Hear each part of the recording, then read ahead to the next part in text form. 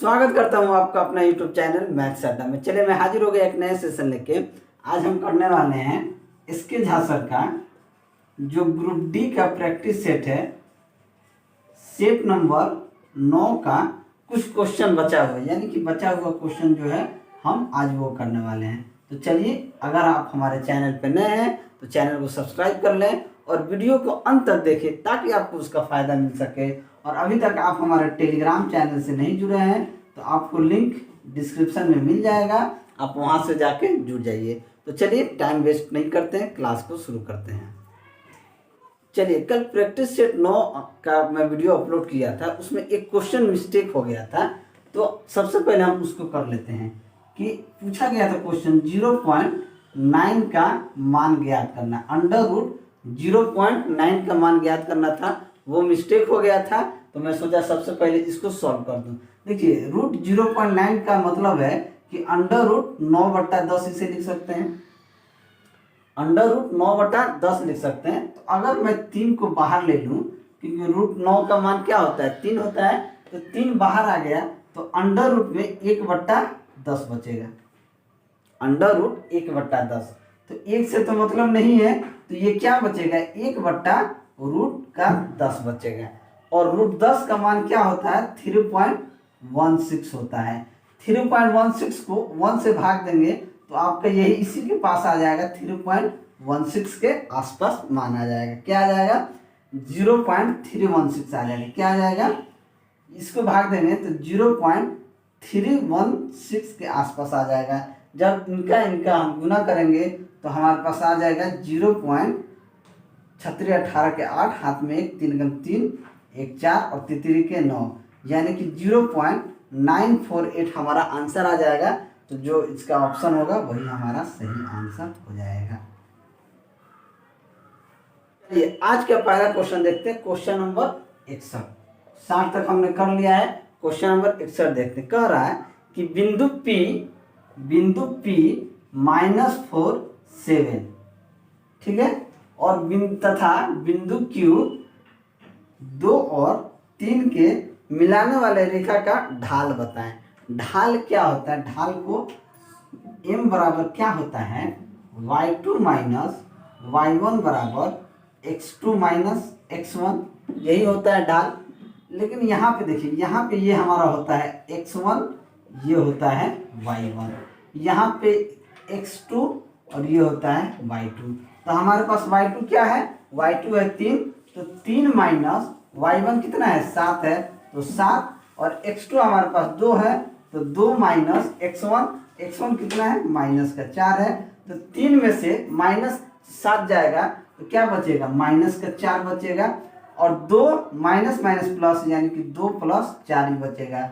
तो -4/6 काट देंगे, 2 दूनी 4, 2 3 6, यानी कि -2/3 हमारा ढाल हो जाएगा। तो ऑप्शन कौन सा सही हो जाएगा, तो -2/3, यानी कि ऑप्शन ए हमारा सही आंसर हो जाएगा। चलिए अगला क्वेश्चन देखते हैं, क्वेश्चन नंबर 62। क्वेश्चन नंबर 62 क्या कहता है, कह रहा है कि एक कस्बे की जनसंख्या 64,000 है। कितना है, जनसंख्या जो है वो 64,000 है, यहाँ पे लिख देते हैं 64,000। यदि इसमें 2.5% वार्षिक दर से प्रति वर्ष वृद्धि होती है, यानी कि वृद्धि किस दर से हो रही है, वृद्धि हो रही है 2.5%, यानी 2 दूना 4, 1 5/2 से 5/2% से वृद्धि हो रही है। 3 वर्ष बाद इसकी जनसंख्या क्या हो जाएगी, 3 वर्ष बाद जनसंख्या, 5/2% का मतलब होता है कि 5/2 गुना 1/100, 5 से कट जाएगा 20 बार में, यानी कि 1/40। अब क्या हो रहा है, वृद्धि हो रहा है। तो वृद्धि कितना हो रहा है, पहले 40 था, अब 1 बढ़ेगा तो कितना हो जाएगा, 41 हो जाएगा। पहले 40 था, अब 1 बढ़ेगा तो 41 हो जाएगा। ये प्रक्रिया कितने साल तक चल रहा है, ये प्रक्रिया 3 साल तक चल रहा है। बस इसको इससे गुना कीजिए, 4 × 16 = 64, ये हो जाएगा 64,000, यानी कि 64,000 ये जनसंख्या के बराबर हो गया। अब इसी को गुना कर देंगे तो हमारा क्या आ जाएगा, जो आंसर आएगा वो जनसंख्या वृद्धि हो जाएगा। ऑप्शन देखेंगे तो सी और डी ऑप्शन तो ऐसे ही कट जाएगा, सी और डी ऑप्शन ऐसे ही कट जाएगा क्योंकि इसके अंत में जीरो है, इसके अंत में जीरो नहीं होगा। फिर 41 और 41 का क्यूब क्या होता है 68,921 होता है, तो 68,921 हमारा सही आंसर हो जाएगा। तो ऑप्शन कौन सा सही हो जाएगा, तो ऑप्शन बी हमारा सही आंसर हो जाएगा। कभी भी वृद्धि या कमी की बात की जाए यही लगाइएगा। 10% का वृद्धि हो गया तो 10% का मतलब क्या होता है कि 10/100, 10 यानी 1, 10 से 11 हो गया। अगर वृद्धि हो गया, वृद्धि हुआ तो 10 से 11 हो जाएगा, अगर कमी हुआ तो 10 से क्या हो जाएगा 9 हो जाएगा। यही चीज़ लगाइएगा, आप इजीली निकाल पाएंगे। बस थोड़ा सा कैलकुलेटिव होता है और जो दिया गया संख्या होता है इसको गुना कीजिएगा तो वो दिया गया संख्या आ जाएगा, लेफ्ट साइड और राइट साइड जो संख्या आएगा वो वृद्धि का आ जाएगा। अगला क्वेश्चन देखते हैं, क्वेश्चन नंबर 63। क्वेश्चन नंबर 63 क्या कहता है कि चीनी के मूल्य में 25% वृद्धि होने पर एक गृहिणी को इसकी खपत कितने प्रतिशत कम करनी होगी कि खर्च ना बढ़े। यानी कि अगर दाम बढ़ गया तो उसे खर्च ना बढ़ने के लिए कितना परसेंट का कमी करना होगा। ये तो कितना बोला कि 25% का वृद्धि हो गया। अभी हमने क्या बताया, 25% का मतलब होता है 25/100 यानी कि 1/4। अब हमने जनसंख्या वाला क्वेश्चन किए थे, वृद्धि हो जाता है तो कितना हो गया, पहले 4 था, अब एगो जोड़ देंगे ऊपर वाला, अब 5 हो गया। यही ये क्या हो गया, वृद्धि हो गया। मान लीजिए ये वृद्धि हो गया तो हमको खपत क्या करना होगा, 4 से 5 हो गया तो पहले 5 से 4 कर देना होगा। पहले 5 को सामान लेते थे, अब खपत 5 से 4 कर देंगे तो कितना का कमी करेंगे, तो 1 का कमी कर देंगे। 1 का कमी करेंगे किस पे, तो 5 पे, तो 100% पे कितना का कमी हो जाएगा, ये हो जाएगा 20% का कमी। तो ऑप्शन कौन सा सही आंसर हो जाएगा, तो हमारा आंसर हो जाएगा ऑप्शन सी हमारा सही आंसर हो जाएगा। एक तो ये तरीका होता है। अगर खपत की बात की जाए कितने परसेंट की, X% की अगर वृद्धि हो जाए, X% की अगर वृद्धि हो जाए तो कितने की कमी करनी होगी, ये भी जान लीजिए। 100 इंटू X/100 + X, ये चीज़ फॉर्मूला भी लगा देंगे कमी करने में तो आपका आंसर आ जाएगा। कैसे आएगा देखिए, 100 गुना X हमारा कितना वृद्धि हो रहा है 25, तो 25 और नीचे 100 + 25, तो 100 + 25 कितना हो जाएगा 125, तो 25 × 5 = 100, 5 से 100 कट जाएगा 20, यानी कि 20% का कमी करना होगा। तो आप इस तरीके से भी निकाल सकते हैं और इस तरीके से भी निकाल सकते हैं। आपको जो मेथड अच्छा लगे वो मेथड को फॉलो करें, ठीक है। और वीडियो आपको अच्छा लगे तो लाइक जरूर करें। चलिए अगला क्वेश्चन देखते हैं, क्वेश्चन नंबर 64। क्वेश्चन नंबर 64 कह रहा है कि 3 क्रमागत बट्टों 30%, 20% तथा 5% के समतुल्य बट्टा क्या होगा। कितना परसेंट है, 30%, 20% और 5%। देखिए 30% का मतलब क्या होता है, 30/100, 10 से 10 काट देंगे तो 3/10, ठीक है। यानी कि पहले 10 रुपया दाम था, अब 3 रुपया कम करके बेच रहा है। तो ये किस में बेच रहा है, 10 रुपया का मान लीजिए सामान है, अगर 30% डिस्काउंट दे रहा है तो उस 7 रुपया में बेच रहा होगा, यानी कि 3 रुपया डिस्काउंट दे देगा तो उस 7 रुपया में बेचेगा। 20% का मतलब होता है कि 20/100 यानी कि 1/5, यानी कि पहले 5 रुपया का सामान था, 1 रुपया डिस्काउंट पे दे रहा है तो कितने में देगा, 4 रुपया में देगा। यही ना, 5 रुपये का सामान है, 1 रुपया अगर आप डिस्काउंट देंगे तो इस सामान को 4 रुपया में बेचेंगे। चलिए 5% का भी मतलब होता है 5/100 यानी कि 1/20। अब देखिए 20 रुपये का सामान है, 1 रुपया आप डिस्काउंट देते हैं तो कितना में बेचेंगे, 20 रुपया का सामान आप 19 रुपया में बेचेंगे। बस इसी को गुना कर देंगे, हमारा समतुल्य बट्टा निकाल देना है। 4 से 20 को काट दिए 5 बार में, 50 25 दहा 250 हो गया। ये आपका 17 9 133 हो गया।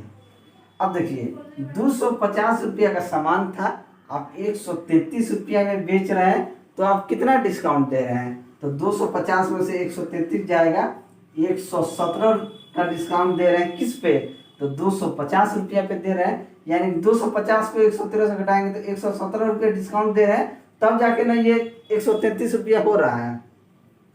तो 250 का सामान पे आप 117 रुपया डिस्काउंट देते हैं, 117 रुपया डिस्काउंट किस पे देते हैं, तो 250 रुपया पे, तो 250 तो गुना 100%, तो हमारा क्या आ जाएगा, 25 से कट जाएगा ये 10 बार में, 25 से कटेगा ये 4 बार में, 17 चौका 68, यानी कि 468/10, यानी कि 46.8% डिस्काउंट ओवरऑल होगा।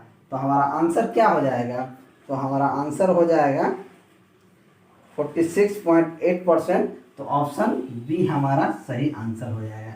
एक तो ये मेथड है। दूसरा मेथड क्या है, दूसरा मेथड भी इसका है, आइए हम उसको भी देख लेते हैं, आप इसको देख लीजिए, ठीक है।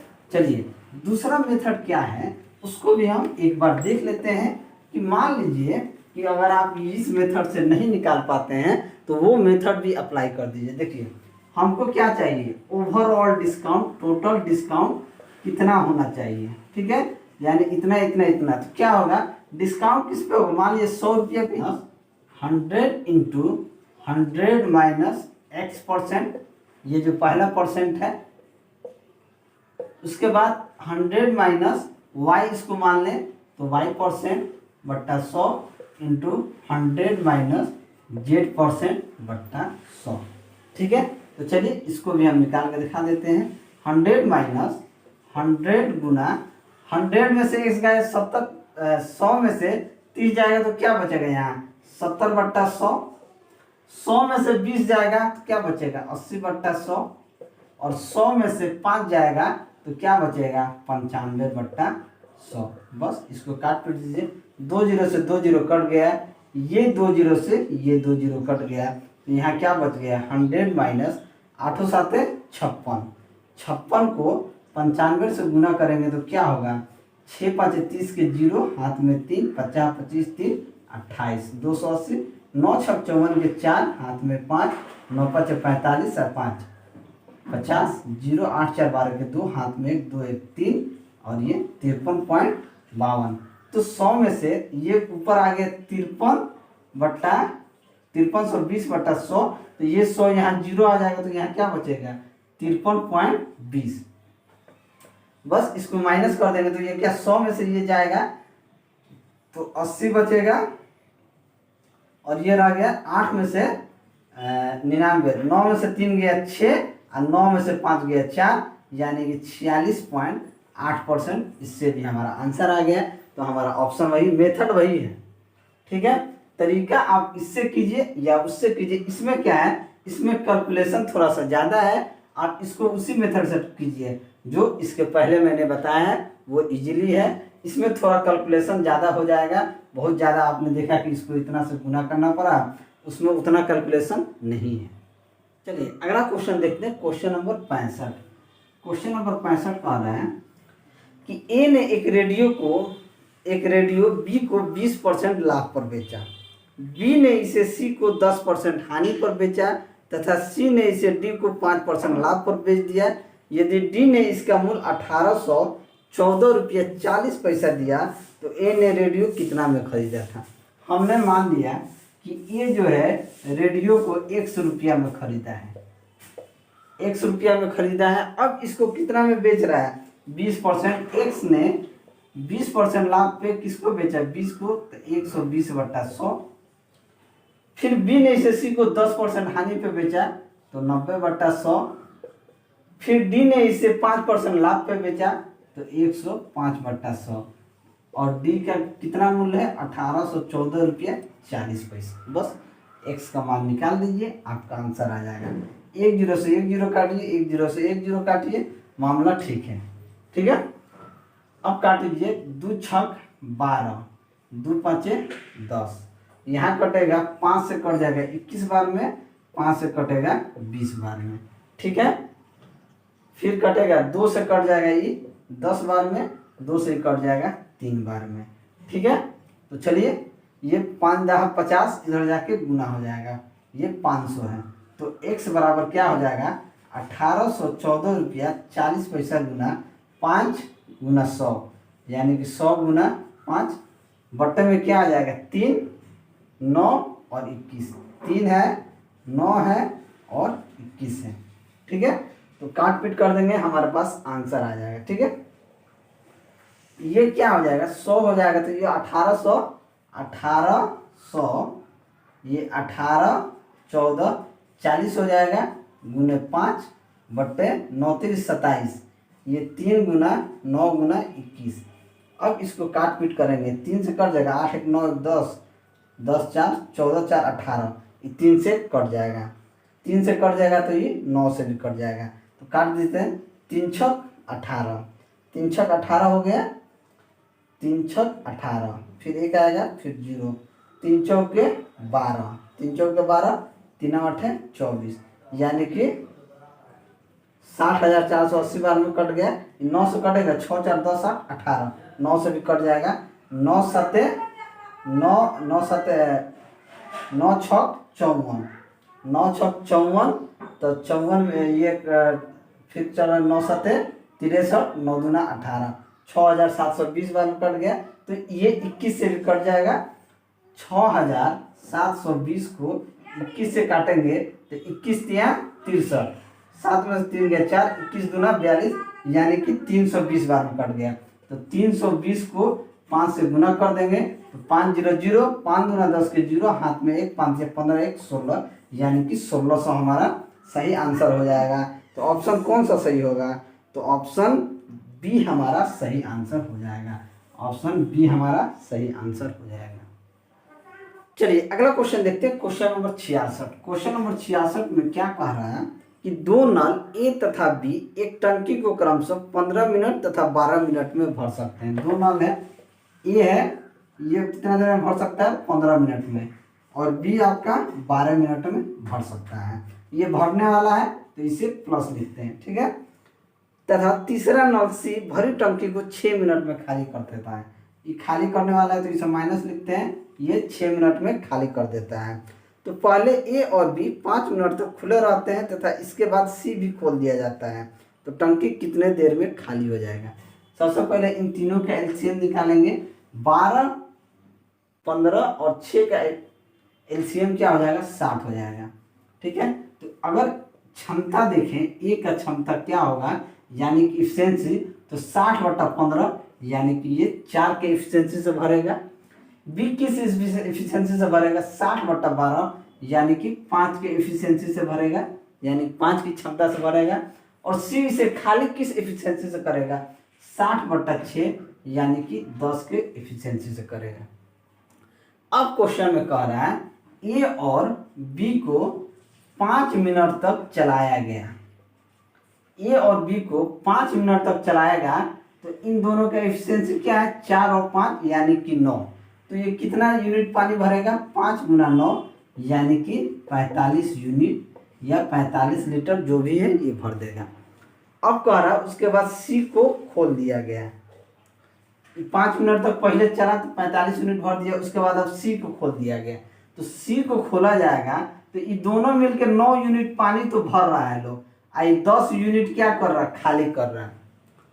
यानी कि 1 मिनट में मान लीजिए 9 यूनिट 9 लीटर ही पानी भर रहा है, मान लीजिए आई 10 लीटर खाली कर रहा है, तो पहले का मिनट जाएगा 9 लीटर, तो फट से 1 लीटर खाली कर 10 लीटर खाली कर देगा, तो कितना हो जाएगा माइनस का 1 लीटर, तो 45 यूनिट कितना देर में खाली करेगा, तो ये 45 मिनट में खाली करके रख देगा। तो हमारा आंसर क्या हो जाएगा, तो ऑप्शन बी हमारा सही आंसर हो जाएगा। चलिए अगला क्वेश्चन देखते हैं, क्वेश्चन नंबर 67। क्वेश्चन नंबर 67 कह रहे हैं कि एक तैराक की चाल धारा की दिशा में 8 किलोमीटर तथा धारा के विरुद्ध 6 किलोमीटर प्रति घंटा हो, तो धारा का वेग ज्ञात कीजिए। धारा का वेग हमको ज्ञात करना है, धारा का वेग। तो मान लीजिए कि अगर तैराक u किलोमीटर प्रति घंटा से जा रहा है और v किलोमीटर उसके विरुद्ध हो रहा है, तो क्या करते हैं u माइनस v/2 से धारा का वेग निकालते हैं, u माइनस v/2 से, तो 8 माइनस 6/2, यानी कि 2/2, यानी कि 1। धारा का वेग क्या हो जाएगा 1 किलोमीटर प्रति घंटा हो जाएगा। तो ऑप्शन ए हमारा सही आंसर हो जाएगा। चलिए अगला क्वेश्चन देखते हैं, क्वेश्चन नंबर 68 क्या कहता है कि एक व्यक्ति 24 किलोमीटर प्रति घंटा की चाल से कुछ दूरी तय करता है तथा 36 किलोमीटर प्रति घंटा की चाल से वापस लौट आता है। तो दोनों दशाओं में दूरियां समान हो तो पूरी यात्रा में उसकी औसत चाल क्या होगी। तो औसत चाल जो होती है, औसत चाल क्या होता है, औसत चाल बराबर होता है 2xy upon x plus Y, यही औसत चाल होता है। तो 2 गुना 24 से तो जा रहा है और 36 से आ रहा है, तो 24 प्लस 36 यानी कि 2 गुना 24 गुना 36 बट्टा 6 4 10 के 0 हाथ में 1 यानी कि 60। अब 2 से 60 कट जाएगा 30 बार में, 6 से कट जाएगा 5 बार में, 6 से कट जाएगा 6 बार में। तो क्या हो जाएगा, 5 से इसको काट देंगे, 5 के 20, 5 के 20 और 5 40 यानी कि 4.8 इंटू 6 गुना कर दीजिए। 8 6 48 के 8 हाथ में 4, 6 के 24, 4 28 यानी कि 28.8 हमारा सही आंसर हो जाएगा। तो ऑप्शन कौन सा सही हो जाएगा, तो ऑप्शन बी हमारा सही आंसर हो जाएगा। चलिए अगला क्वेश्चन देखते हैं, क्वेश्चन नंबर 69। क्वेश्चन नंबर 69 क्या है कि रेखा तथा कोमल की वर्तमान आयु का अनुपात 5:7 है, यानी वर्तमान आयु है। 5 वर्ष बाद इनकी आयु का अनुपात 3:4 होगा। तो कोमल की वर्तमान आयु क्या होगा। देखिए हम इसे डायरेक्ट ऐसे निकाल लेते हैं, ठीक है। 5x बट्टा 7x प्लस 5 साल बाद यानी कि प्लस 5 कितना हो जा रहा है, 3:4 हो जा रहा है। बस 4 5 20x प्लस 4 5 20 बराबर 7 के 21x प्लस 15, ये चला जाएगा उधर, तो x बराबर 20 में से 15 इधर आ जाएगा तो 5। जब x का मान 5 आ गया तो किसका पूछ रहा है, हमसे पूछ रहा है कोमल का। तो रेखा और कोमल का अनुपात कितना है, 5:7 है। तो 7 अनुपात क्या हो जाएगा, 7 गुना 5 यानी कि 35 वर्ष हो जाएगा, ठीक है। तो हमारा आंसर क्या हो जाएगा, तो ऑप्शन बी हमारा सही आंसर हो जाएगा। चलिए अगला क्वेश्चन देखते हैं, क्वेश्चन नंबर 70। क्वेश्चन नंबर 70 है कि यदि tan थीटा बराबर 4/3 हो तो 3 sin theta plus 2 cos theta बट्टा 3 sin theta minus 2 cos theta का मान क्या होगा। देखिए tan थीटा को हम लिख सकते हैं sin थीटा बट्टा cos थीटा। तो यहाँ से हमारा sin थीटा का मान क्या आ जाएगा, 4 और cos थीटा का मान 3।